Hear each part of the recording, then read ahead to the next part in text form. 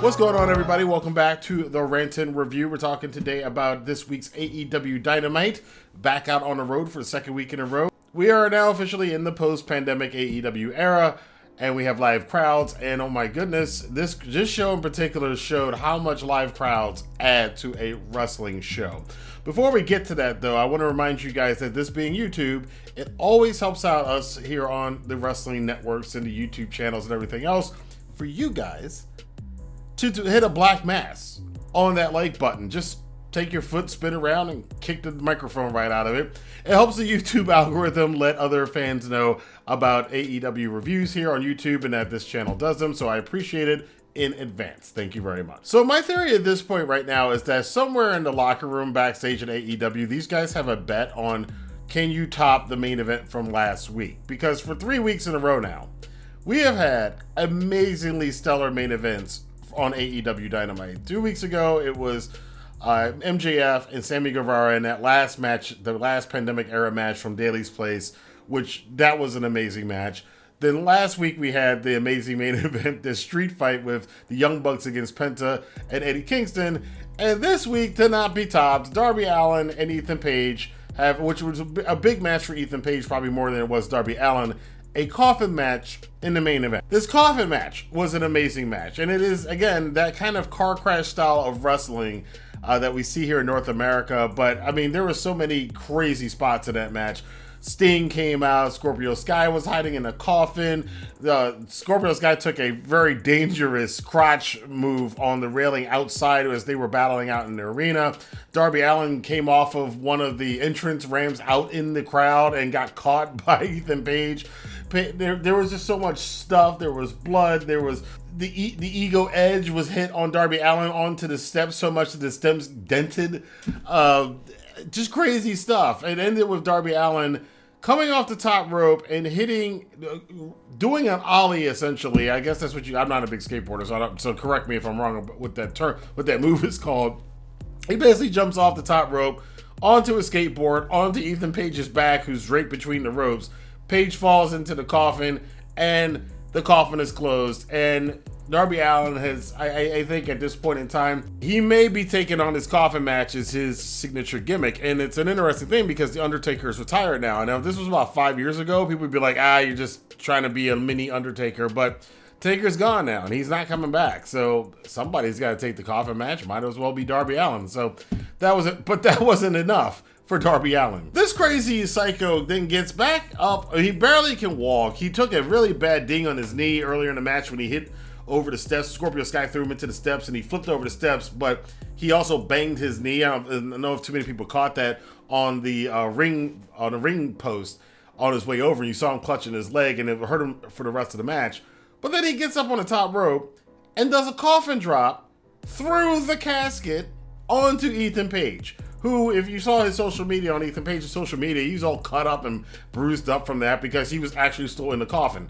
So, you know, these guys put their bodies on the line, but man, that was an amazing match. They're keeping it under control, though. It's nothing too dangerous yet. I do get a little, and that's kind of the thing about wrestling now, which makes it exciting, is that these guys are like riding that thin wire between being too dangerous. And we've seen in the last 5 years, you know, certain people, you know, there's Katsuyori Shibata's career has ended, you know, so there's some people where it's a little bit too dangerous. But that was another excellent main event from AEW Dynamite. But that's not all. Of course, the rest of the show is full of stuff. Andrade is now going after the Death Triangle, which is absolutely exciting for me because that means we might potentially get to see Andrade versus Penta, Andrade versus Phoenix, Andrade versus Pac. If you think Andrade's having a hard time finding his groove in AEW, that might be a good way to do it, is have him do a trilogy of matches against Death Triangle. Whoever came up with the idea, it's a brilliant idea. Now it's all up to the guys to execute, but I like Andrade. I'm not gonna, you know, that Matt Sydal match wasn't anything spectacular, but we'll see what he can do in the future. Brit Baker, who is the latest heel that will never be booed by the fans, she cuts an amazing promo. I guess again, I said this before, like, I remember when Dynamite started and she would come out there, she would just ramble, and I was like, oh, she's just not good. She is so good at promos now. It is just amazing, and she's won the crowd over, even though she's really a despicable kind of a character, but people just love her for being that character and being so good at it. even said that Vicky Guerrero is only famous in the business because of her last name. So yeah, I'm not really looking forward to the match with Nyla Rose, but the feud and hearing Brit Baker cut promos is awesome for me. The show started out with an IWGP US Championship match. Jon Moxley defending against Carl Anderson. A lot of New Japan history in there, so of course me as a New Japan fan, I appreciate that kind of crossover thing, and I love the crossovers. The crossovers are so much fun. I wish that other wrestling companies had done this in the past, but now that we have this working relationship between all these companies and Impact, and hopefully Ring of Honor can get into it too, because Ring of Honor is actually doing some pretty cool stuff right now, so hopefully they can get in on this, some of this as well with AEW. But amazing to see the IWGP US Championship, which is a gorgeous belt, defended here. Moxley and Anderson had like a 10-12 minute match, which was pretty damn good way to open the show. Kingston comes out and clocks Gallows before he can even get involved. But the big thing that came out of this match is that it was future-looking booking, as now Lance Archer has challenged Jon Moxley for a rematch from Wrestle Kingdom a couple years ago, which was one of the really interesting match. I think it was 2 years ago at Wrestle Kingdom where they fought for the U.S. Championship in a Texas Death Match at the Tokyo Dome. So we're going to have that here, and I would love to imagine when Minoru Suzuki came out. It's not going to happen because the travel restrictions are still what they are in Japan, because they're still in the midst of their COVID stuff. But man, I can't wait for some of the New Japan crossovers. I cannot wait for them to happen, because it's like stuff like this. What they're doing with Moxley and Lance Archer and Carl Anderson right now are keeping me, reminding me of how good these crossovers can possibly be. Christian Cage and Matt Hardy renewed their old WWE rivalry, and they had a pretty damn solid match. It was, again, you get a little bit of everything on AEW here. You got a little bit of New Japan flavor, a little bit of strong style flavor. You got car crash wrestling here. You got great promos. You got solid old school kind of, or not really old school, but kind of late 90s, early 2000s kind of wrestling style here with Christian Cage and Matt Hardy. Christian Cage picking up the win, continuing his friendship also with Jurassic Express that I'm keeping my eye on as well.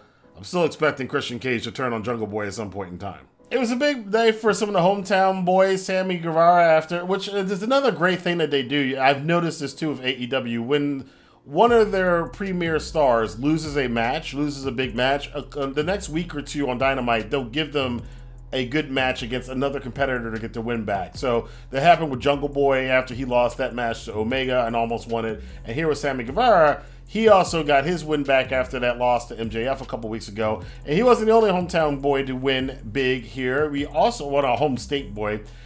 We had the blow-off match between Brian Cage for the FTW Championship, defending it against Ricky Starks, who was he was a Texas boy, and you could tell by the crowd because they were totally behind him in this match, even though he's a dastardly heel. The finish of this match is a little weird because Hobbs took the belt away from Ricky when he went to go try to use it to hit the machine, but then we thought, okay, well, they're siding with him.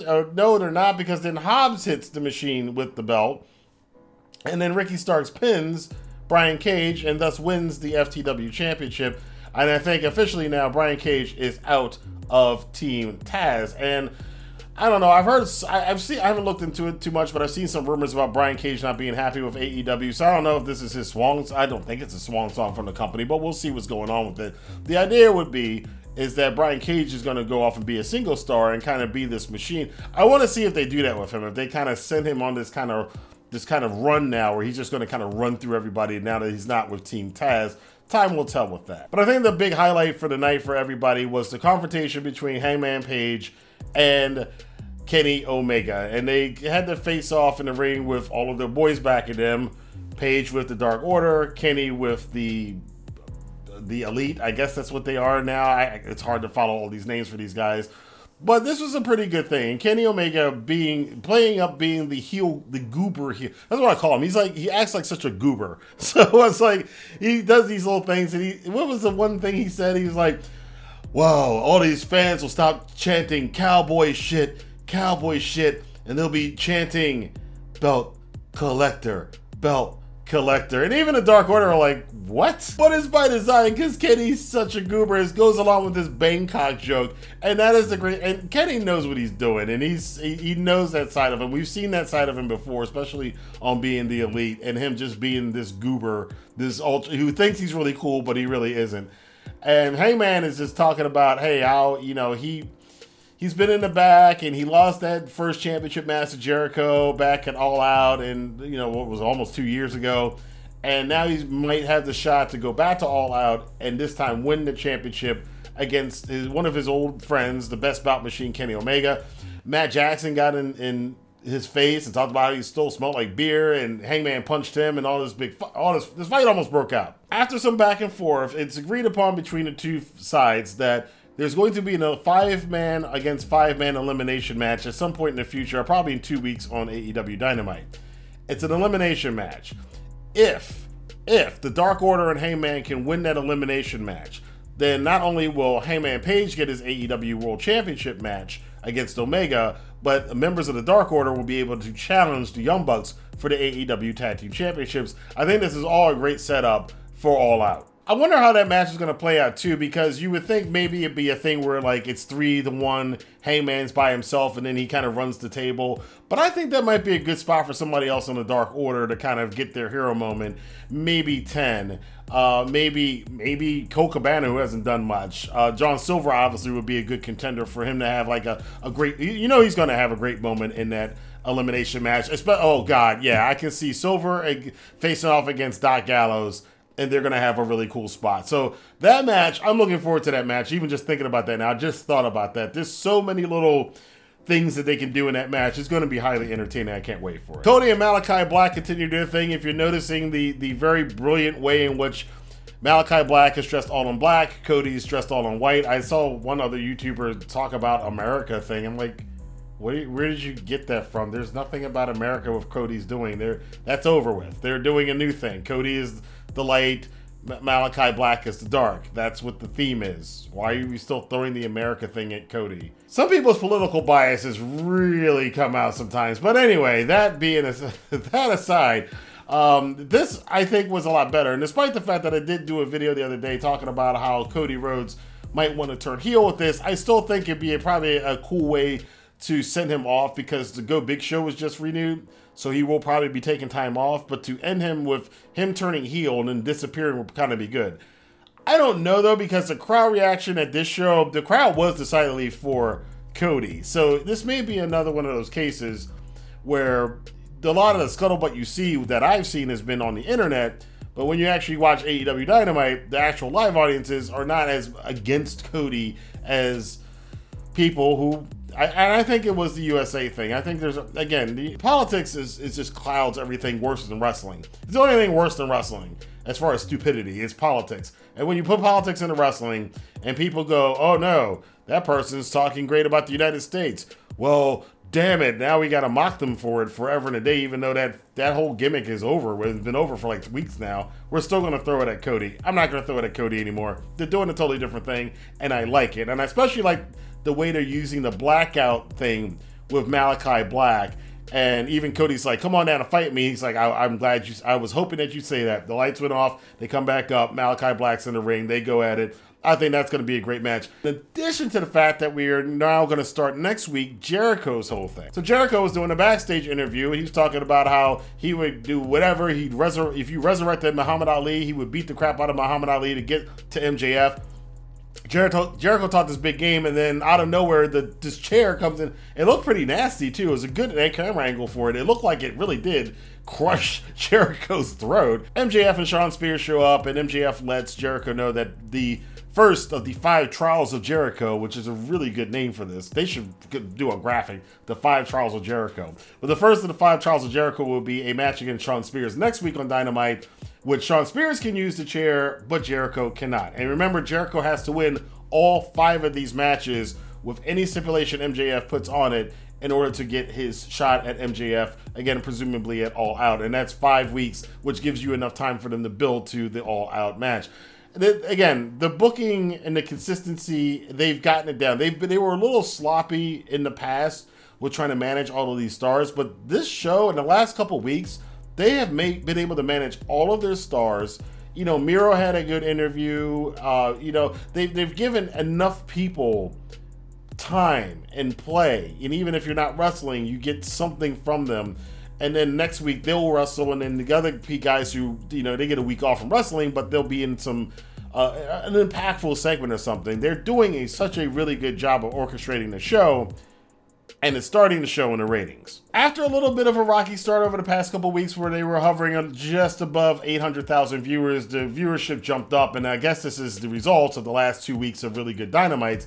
This week they were over 1 million viewers again, which has been the first time in a long time. So, you know, again, I'd say the whole thing with them going to TBS, a lot of people poo-pooed it, but I think the move to TBS is going to be the best thing for them, because if they stay on TNT, they're going to have this thing where they had all that momentum coming out of Double or Nothing, and then they had to take an entire month off of being on Wednesdays. And then it's taken like 3 weeks for that audience that they had going into Double or Nothing to come back to AEW Dynamite on Wednesdays. They also premiered the first trailer, I guess you could call it, for AEW Rampage, which will be on Friday nights. I'm still not sure about that time slot of 10 o'clock on Fridays. We've seen it on Dynamite on Fridays at 10 o'clock. It hasn't done exceptionally well. My preference being old school, you're on TBS. You are apparent, this company is pretty much the heir apparent from Mid-South, Jim Crockett, and WCW. You're basically taking that lineage. 6:05 on Saturday night sounds like a really good time to do Rampage, but we'll see what happens with that. Maybe that'll be the time slot for the quarterly seasonal shows that they'll have on TNT next year. Time will tell, but I really, just the old school part of me just really thinks, man, it'd be really cool if they did 6:05 on TBS, then that they're on TBS on Saturday nights. But we'll see. That may happen in the future if the Friday night Rampage ratings aren't great. But I want to know what you guys thought about this week's episode of Dynamite. This is, honestly, for me, 3 weeks in a row, this show is, and I try to temper my excitement for the show. I'm like, okay, don't get too excited about it, but it's just a damn good wrestling show. It's been damn good for the last 3 weeks. Until next time, don't forget to check down in the description box. I got a lot of free goodies for you guys down there. And again, as always, hit the like button, the subscribe button, and the notification bell, and I will see you guys next time as we continue to talk about pro wrestling and sports entertainment here on the Rantin Review. Have a good day.